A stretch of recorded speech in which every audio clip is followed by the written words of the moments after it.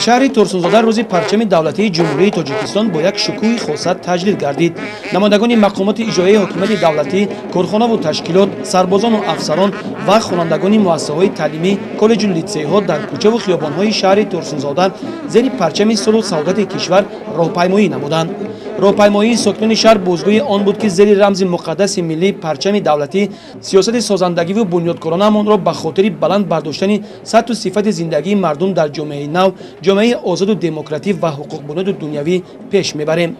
таҳти ҳамин рукни муқаддаси миллӣ сатҳи таҷлили чорабиниҳои фарҳангиву сиёсӣ ва миллии мо сол то сол шукӯҳи дигар мегирад. таҷлил намудани рӯзи парчам эҳтиром ба рӯҳи қаҳрамонони миллат, яъне ба онҳое мебошад ки дар тӯли таърих барои ному нанг ва марзу буми халқи тоҷик ҷонисориҳо намуда забон, фарҳанг ва давлатдории ин миллати кӯҳанбунёдро то ба замони мо расониданд.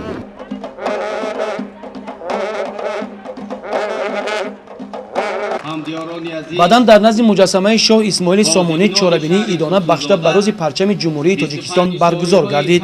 намояндагони мақомоти иҷроии ҳокимияти давлатӣ зимни суханронияшон мардуми заҳматпешаи шаҳрро табрик намуда қайд карданд ки ҳар як фарди бонангу номус ва ватандӯсту ватанпарвари кишвар аз парчами миллии худ ифтихор намуда эҳтироми онро ҳамчун рамзи давлату давлатдорӣ, озодиву истиқлоли ватан ва ҳамчун сарвати гаронбаҳои умумимиллӣ ба ҷо оварда қадру манзалат ва нақшу эътибори онро ба наслҳои имрӯзу оянда талқин менамояд.